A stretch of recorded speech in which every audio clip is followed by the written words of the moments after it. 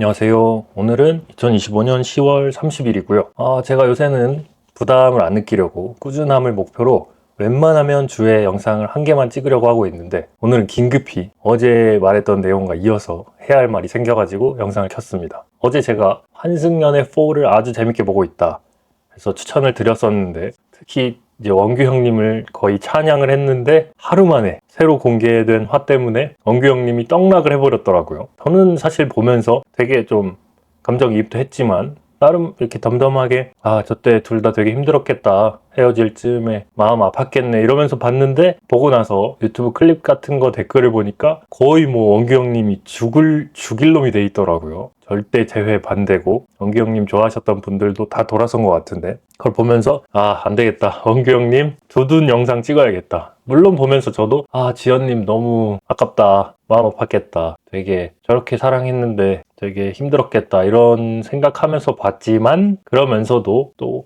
원규 형님 입장을 이해해보고자, 사실 저는 이해가 좀 돼요. 그래서 두 가지 얘기를 좀 해보고 싶어가지고 제 경험에 빗대서 얘기를 해보도록 할게요. 첫 번째 얘기는 뭐냐면, 그 개원에 대한 얘기 때문에 가장 많이 떡락을 한 것 같은데, 그거에 관한 얘기인데, 저도 치과 대학생일 때, 학교 다닐 때 모임이 있거나 뭐 선배들이 놀러 오시거나 술자리가 있거나 하면 되게 무슨 판타지 듣듯이 선배들이 꼭 하는 얘기가 있어요. 취해서 뭐 누가 어떤 여자가 있는데 열쇠 3개 쥐어줄 테니 결혼하자고 한다. 그래서 열쇠 3개가 뭐예요 선배님? 그러면 집, 차, 병원 3개 열쇠 줄 테니 결혼하자 한다. 그래서 그런 거 들으면 사실 학생 때는 뭐야 저게, 뭐 허세야 뭐야 이러고 그냥 뭐 그런가 보다, 그냥 술자리 토큰가 보다 하고 넘기고, 또 뭐 실제 그런 일 아주 드물게 있긴 있겠지 그런 생각으로 넘겼죠. 근데 놀랍게도 저의 면허 따는 국가고시 직후부터 저에게도 그런 일이 생기더라고요. 실제로 저의 꽤 친한 친구,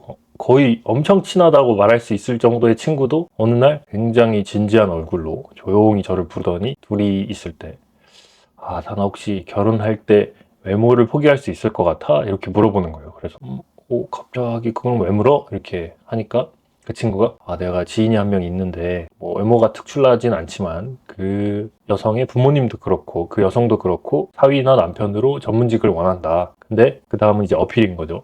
그 여성이 뭐 이름만 대면 알만한 아파트 있잖아요. 럭셔리 아파트에 자기 명의로 혼자 살고 있고, 뭐 부모님도 노후 준비 다 되어 있고, 정말 응?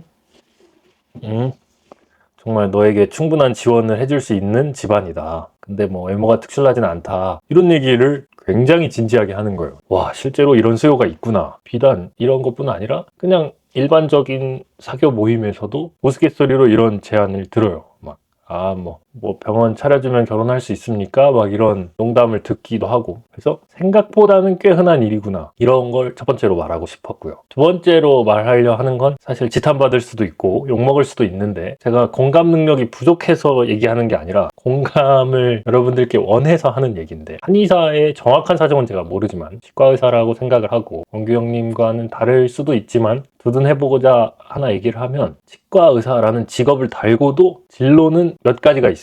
뭐 남들처럼 내 미래가 완전 불투명해 이렇게 투정 부릴 수는 없다고 생각을 해요. 어느 정도 저점이 보장이 되어 있지만 그래도 고민할 것들은 있다. 그리고 그 시기가 언제냐면 졸업쯤부터 해서 한 페이닥터 5년차 뭐 요 정도 사이인 것 같아요. 그러니까 내가 스스로 뭔가 자립할 만큼의 금전적인 어떤 안정감을 갖기까지 고민할 게 꽤 많다고 생각을 하거든요. 특히 졸업 직후에 남학생들은 군대 문제도 고민을 해야 하고, 뭐 그걸 차치하더라도 뭐 제 기준으로 그냥 갈래들을 간략히 얘기해보면, 학교에 남아서 전문의를 딸지, 아니면 뭐 학문적인 걸 더 파고들지, 아니면 어떤 특수한 기술을 앞서가고 있는 회사나 병원에 가서 그런 기술을 습득을 할지, 혹은 뭐 저는 아버지도 같은 직종이시니까 아버지와 함께 일을 해볼지, 아니면 돈을 많이 준다는 곳에 가서 돈을 쫓아서 페이닥터를 할지, 아니면 새로운 지역에 가서 일을 해볼지, 뭐 이런 다양한 고민을 해볼 수 있단 말이에요. 그런 고민을 하는 시기에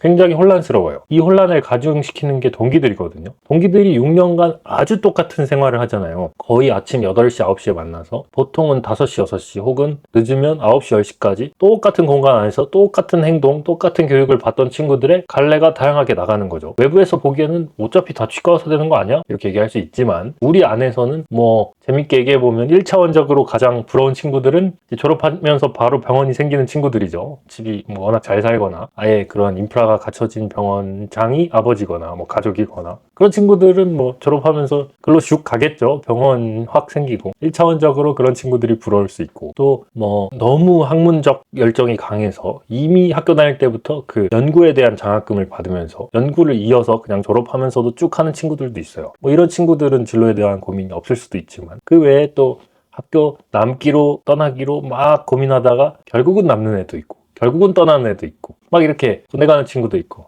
다양한 선택을 하면서 나도 저래야 하나? 나는 어떻게 해야 하나? 이런 생각이 든단 말이에요. 근데 원규 형님이 본인을 7년차 한의사로 소개를 하셨기 때문에 연애했을 때로 되돌아가면 그런 혼란이 꽤 있으신 상태에서 연애를 하지 않았을까. 그래서 그런 상태가 되면 우리끼리 동기끼리는 외부로 얘기했을 때 실수가 될 만한 얘기를 사실 많이 한다고 생각을 하거든요. 그 중에 하나가 대표적인 게 지현님의 마음의 상처가 되었던 어떤 누구 와이프가 개원해줬더라 이 말인데 우리끼리 있을 때는 그 얘기를 참 편하게 아무렇지 않게 해요. 근데 저도 방송을 보면서 느꼈지만 그 미래가 불투명하고 어떤 걸 이루기 위해 노력하고 있는 단계의 지연님에겐 큰 부담이고 상처였을 거란 걸 저도 느꼈어요. 배웠고 조심해야겠다 깨달았는데 일반적으로 우리끼리 있을 때 그걸 못 느낄 수 있다는 거죠. 그리고 더하여서 나도 혼란스러운 상태인 거죠. 원규 형님이 실제로 혼란스러운 상태였을진 모르지만 뭐 어느 연인이나 건강한 관계가 되려면 이쪽의 고민, 이쪽의 고민이 서로에게 잘 소통이 되고 좀 같이 해결해 나가려 하고 서로 좀 북돋아주고 지지해주고 이런 게 좀 건강하다고 생각을 하는데 그게 모든 시기에 가능하진 않을 수도 있잖아요. 둘이 같이 힘들 때도 있고 같이 지칠 때도 있고 같이 화날 때도 있고 이럴 텐데 아마도 좀 같이 지친 상태에서 지연 씨가 느끼기에 수평적으로 안 느껴졌을 것 같아요. 왜냐면 오빠 한의사인데 뭘 고민해. 내가 진짜 고민이지. 나는 진로가 안 정해졌는데 나는 지금 뜬 연예인이 된 것도 아니고 아나운서가 된 것도 아니고 뭔가 자리 잡았다고 확실히 말할 만한 직업이 있는 게 아닌데 오빠는 한의사라는 타이틀이 있잖아. 이런 게 무의식 중에 작용하지 않았을까. 그래서 같이 힘들어도 수평적으로 안 느껴지니까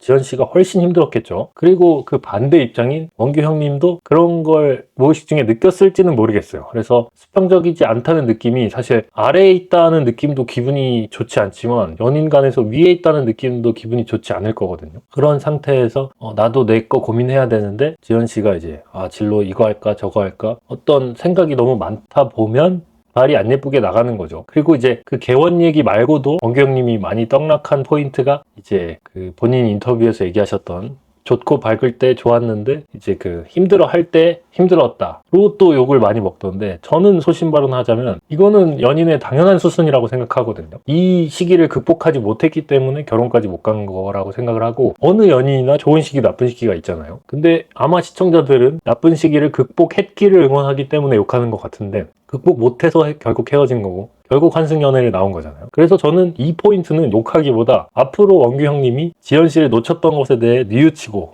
약간 후회된다. 정말 내가 사랑했고 나를 사랑해줬고 우린 참 좋은 사랑을 했는데 내가 잘못 판단해서 시기적으로 힘들어서 얘를 놓쳤다 해서 반성하고 잡는다면 저는 재회를 엄청 찬성할 것 같거든요. 사실 지금 이미 스탠스가 좀 재회 찬성이에요. 그래서 저는 재회를 찬성하고 싶고 그래서 원규 형님 두둔하고 싶고 뭐 종합해서 말하자면 원규 형님의 입장을 좀 이해해주고 지켜봐줄 만한 상태 아닌가 이런 생각이 들어요. 어느 연인이 헤어짐의 이유가 없겠어요. 또 권태기 오면 다 싫듯이 싫어졌을 수도 있고 한데 극복의 여부가 아직은 남아있다. 저는 이렇게 보고요. 이 환승 연애에 나오기로 선택을 했기 때문에 뭐 추가로 저도 두둔하기 힘든 한 가지 포인트 많은 사람들이 싫어하는 카톡으로 헤어지는 거 요건 좀 커버하기가 힘들긴 한데 또 제 경험을 빗대보자면 사실 헤어지기로 결정된 마당에 한 번 더 보는 것도 뭐 그게 많이들 예의라고들 하지만 저는 굳이 봐야 되나 싶긴 하거든요. 오히려 마음만 흔들리고 깨붙이라고 하죠. 깨졌다 붙었다 그런 기간만 늘려나간다 생각을 해서 좀 확실히 결심하는 게 낫지 않나 이런 입장인데